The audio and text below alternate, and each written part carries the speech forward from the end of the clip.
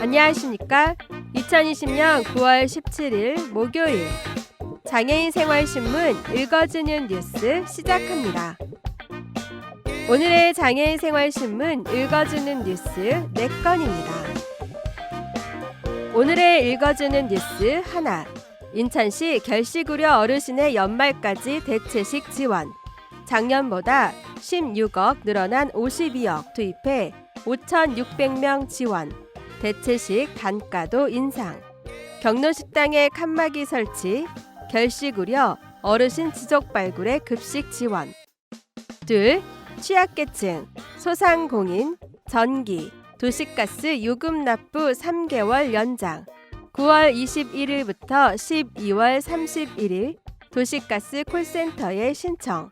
전기요금은 한전 콜센터.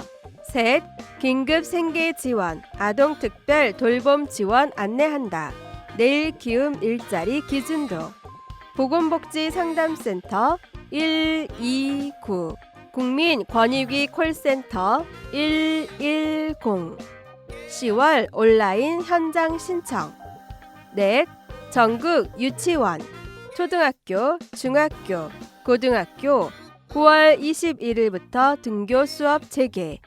수도권은 10월 11일까지. 밀집도 최소화 인원 제한. 특수학교는 자율 선택.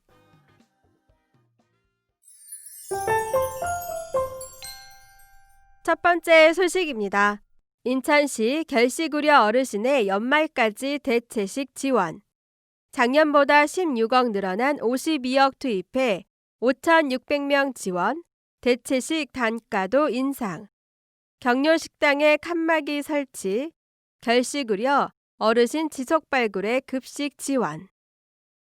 인천광역시는 코로나19 장기화로 결식 우려가 있는 어르신들에게 연말까지 대체식을 지원하고 지원 대상도 확대할 계획이라고 밝혔습니다. 시는 올해 경로식당 42개소, 재가노인 식사 배달 18개소에서 결식 우려가 있거나 거동이 불편한 60세 이상 어르신 5,271명을 대상으로 매주 3일에서 6일간 무료급식 지원 사업을 추진해 왔습니다. 코로나19 발생 이후에는 감염증 확산 우려로 경로식당이 문을 닫으면서 3월부터는 긴급 지원이 필요한 결식 우려 어르신 320명을 추가 발굴해 5,591명의 어르신들에게 식사를 거르지 않도록 대체식을 지원하고 있으며 추경 예산으로 9억 원을 확보해 급식 단가도 2,700원에서 4,000원으로 인상했습니다. 특히 코로나19의 장기화가 예상됨에 따라 연말까지 대체식을 차질 없이 지원하기 위해 7억 원의 추가 예산을 긴급 확보했습니다. 이로써 결식 우려 어르신들에 대한 급식 지원에 지난해보다 16억 원이 증가한 52억 원의 예산을 투입할 예정입니다. 또한 코로나19로 인해 문을 닫는 무료급식소가 증가함에 따라 군, 구, 경로식당 무료급식소, 복지관 등과 함께 급식 지원이 필요한 어르신을 추가 발굴해 무료급식을 지원할 계획입니다. 한편 시에서는 향후 코로나19 안정화로 경로식당이 운영을 재개할 경우에 대비해 약 1억 원을 들여 10월 중 경로식당 42개소에 1,089개의 칸막이를 설치할 예정입니다. 칸막이가 설치되면 옆사람과의 접촉을 차단하고 코로나19 감염 예방 효과가 있어 어르신들이 안심하고 경로식당을 이용할 수 있을 것으로 기대됩니다. 유용수 시 노인정책과장은 코로나19의 여파로 경로식당 무료급식소 운영이 중단됐지만 결식 우려가 있는 복지사각지대 어르신들이 식사를 거르시지 않도록 적극 지원하는 한편 추가 대상자도 계속 발굴해 사각지대가 없도록 최선을 다하겠다고 말했습니다. 다음 소식입니다. 취약계층, 소상공인, 전기, 도시가스 요금 납부 3개월 연장. 9월 21일부터 12월 31일 도시가스 콜센터에 신청. 전기요금은 한전 콜센터, 산업통상자원부 이하 산업부는 소상공인과 취약계층 가구를 대상으로 도시가스 및 전기요금 납부 기한을 3개월 연장한다고 밝혔습니다. 도시가스 및 전기요금 지원 방안은 제2차 실물경제점검회의 시 산업부가 발표한 코로나 대응 기업 지원 추가 대책의 주요 과제로 추진하는 것입니다.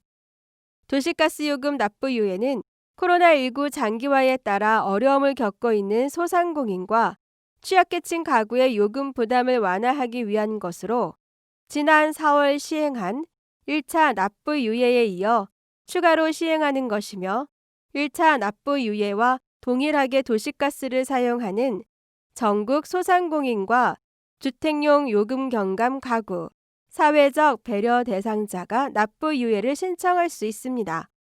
유예 대상자는 9월부터 12월까지의 도시가스 요금 청구분에 대해 납부 기한이 각 3개월 연장되며 연장 기간 중에는 미납에 따른 연체료 2%가 부과되지 않습니다. 또한 납부 기한이 연장된 요금에 대해서는 납부 기한 도래 시부터 2021년 6월까지 균등 분할 납부가 가능토록 해서 요금 부담이 일시에 몰리지 않도록 할 예정입니다. 납부 유예를 희망하는 소상공인과 주택용 요금 경감 가구는 9월 21일부터 12월 31일까지 관할 도시가스사 콜센터 및 홈페이지 등을 통해 도시가스사 방문 없이 비대면으로 신청 가능하며 당월 요금에 대해 납부 유예를 적용받기 위해서는 당월 청구서의 납기일 이내에 신청해야 합니다. 주택용 요금 경감 가구는 별도 구비 서류가 필요하지 않지만 소상공인은 해당 지역 도시가스사 요금고지서에 기재된 고객 번호 및 사업자 등록번호를 준비해야 합니다.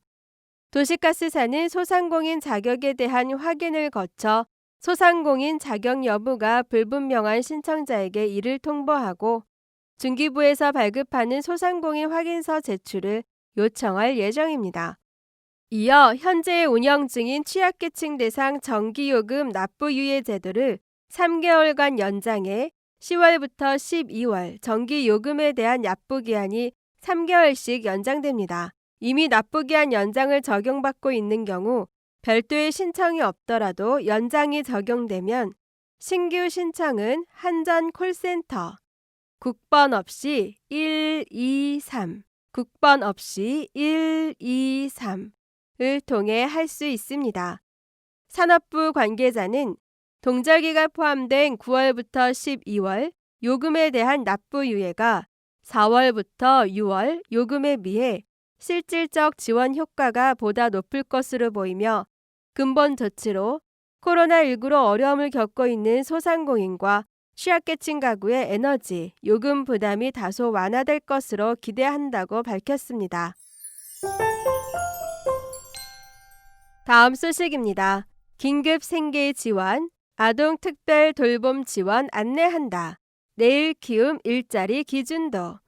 보건복지상담센터 129, 국민권익위 콜센터 110, 10월 온라인 현장 신청. 9월 16일부터 보건복지상담센터 129, 국민권익위 콜센터 110에서 보건복지부 소관 제4회 추가경정 예산안 관련 긴급 생계 지원, 아동 특별 돌봄 지원, 내일 키움 일자리 기준 등을 안내합니다. 긴급 생계 지원의 경우 코로나19로 인한 실직, 휴업, 폐업 등으로 소득이 감소해 생계가 곤란한 위기 가구를 대상으로 하며 긴급 생계 자금을 지원합니다. 기존 생계급여, 긴급복지 등 생계비 지원 복지 사업 및 다른 코로나19 피해 지원 사업, 새희망 자금, 긴급 고용안전지원금 등과 중복 지원이 불가하고 다른 지원 사업과의 중복 여부 확인을 위해 10월 중 온라인 및 현장 신청을 받아 자격 여부를 조사할 예정입니다. 지원금은 11월 중 지급 시작해 12월까지 완료할 방침입니다. 129 상담센터에서는 이 사업에 대한 일반적인 사항을 안내받을 수 있으며 구체적인 기준 등은 추후 발표되는 대로 안내할 수 있도록 할 예정입니다. 다만 국회 논의 결과에 따라 상기 결정 내용은 변동 가능합니다. 내일 키움 일자리의 경우 만 65세 미만 기준 중위소득 75% 이하의 저소득층에게 사회적 경제 영역 등의 일자리를 제공하는 것으로 15개 시도, 광역자활센터 및 사회적, 경제조직 등과 함께 코로나19로 어려움을 겪고 있는 저소득층에게 2개월간 단기 일자리를 제공합니다. 사회적 경제 영역의 미충족 수요 발굴 및 사회적 가치 실현 업무, 프로젝트 등을 중심으로 일자리를 지원할 예정이며 5,000명에게 2개월 11월부터 12월 지원 예정으로 월 180만 원과 2개월 근속시 근속장려금 20만 원 추가 지급합니다. 세부 참여 기준 등 구체적인 요건 및 참여 절차는 국회 심의 및 예산 확정 후 보건복지상담센터, 한국자활복지개발원 또는 광역자활센터를 통해 별도 안내할 예정입니다. 마지막으로 아동특별돌봄 지원은 어린이집, 학교에 지속된 휴원, 휴교로 아동양육가구에 불가피하게 발생한 돌봄 부담 완화를 위해 추진됩니다. 밀접 돌봄이 필요한 미취학 아동, 영유아 및 초등학생 총 532만 명의 경우 맞춤형 지원을 실시하고 집행 신속성, 아동양육가구의 사용 편의성 등을 고려해 아동 1인당 20만 원의 현금 지급을 할 예정입니다. 아울러 기구축된 대상별 효과적인 전달 체계를 활용해 9월 내 지급을 추진하고 미취학 아동 약 252만 명은 지자체에서 아동수당 수급계좌를 통해 지급할 계획입니다. 또한 약 280만 명 초등학생 등은 교육청을 통해 스쿨뱅킹 계좌, 급식비, 현장 학습비 등 납부용 등을 활용해 지급 추진하며 학교 밖 아동, 초등 연령 2008년 1월부터 2013년 12월생에 초등학교에 재학하지 않는 아동은 별도의 신청 기간 동안 아동의 주소지 지역 교육지원청에 방문 신청하면 됩니다. 복지부는 기존 정보를 활용해 신청 절차를 최소화할 계획이며 구체적인 지급 방법, 절차 등 세부 사항은 별도 안내 예정입니다. 다음 소식입니다. 전국 유치원, 초등학교, 중학교, 고등학교 9월 21일부터 등교 수업 재개. 수도권은 10월 11일까지, 밀집도 최소화 인원 제한, 특수학교는 자율 선택.